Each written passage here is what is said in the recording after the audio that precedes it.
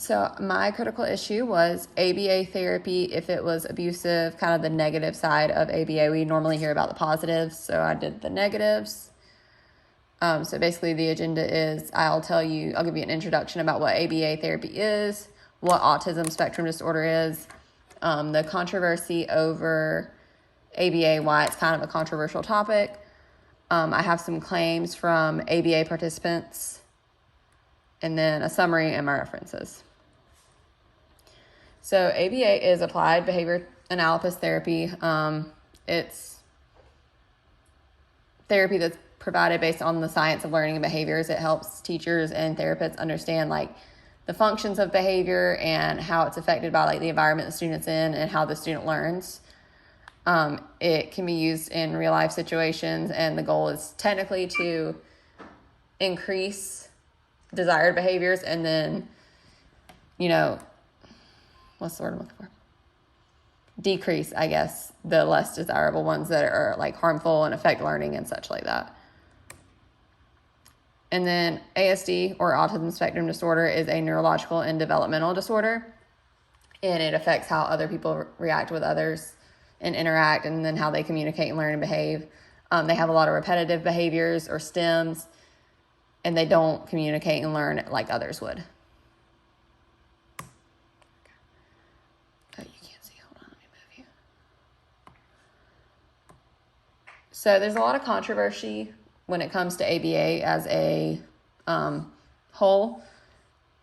Some claim that it's beneficial, and then others claim that it teaches compliance and not really increasing or decreasing unwanted behaviors in students that have certain behaviors. Some say that living a life of reward or punishment is really unrealistic, and in a real world situation, it's not going to always be reward or punishment. It's going to be sometimes it is what it is.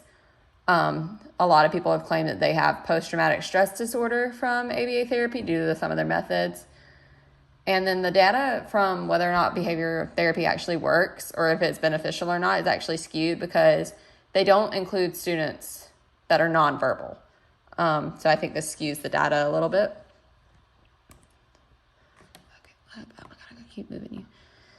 So a bunch of the claims that I saw from ABA participants were along these four. ABA is unethical and abusive. A lot of the methods that they use are not morally or politically correct at all. It's unethical. They don't really have an ethics code that they follow. And then it's abusive, which teaches that compliance and all of that. ABA promoting dependence, that's kind of a issue of, the either reward or punishment that doesn't really teach them that sometimes there's not going to be a reward or a punishment. Sometimes it just is what it is. It promotes dependence upon certain routines that aren't always going to be there, and it doesn't really teach them how to deal with everyday life. ABA methods are ineffective and out of date, which also goes along with the ABA has no data to show its effectiveness long term, which there's not very much data anywhere about the effectiveness of it long term or the effectiveness of it at all. And what they have are out of date. Let's see. So summary, basically what I just said. When you look at it as a whole, it seems to have much more disadvantages than it does advantages, especially for individuals that have autism spectrum disorder. ABA therapy strips them of their identity and their ability to think for themselves. A lot of students will leave not knowing who they are and struggle to find compassion for others and self-love. A lot of them are unethical, morally and politically incorrect. They've been proven to even be harmful to some certain individuals. It's a very controversial topic, especially in the special education world, where you can see that it worked for some students and it didn't for some other students. So it's just kind of a toss-up, I guess you could say, or trial and error.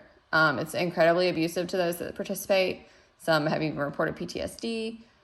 While some of the participants can support that they have seen, change in themselves or in the child that participates in the therapy, it seems that the risks and the negative influences are definitely not outweighing the advantages. So I've got a couple of references that I use about ABA therapy being abusive and just autism and the terms that are used to describe it. Oh, did I skip one? and then how much compliance is too much, the line between intervention and abuse, just other things that, and the reinforcement of ableism too, and recalling hidden harms that you might not have seen as a child, but you see as an adult now. And then if y'all had any questions, y'all can contact me in this email. This is my Georgia Southern email, and I normally will answer this pretty quick. If not, that's my name and everything else. Yay.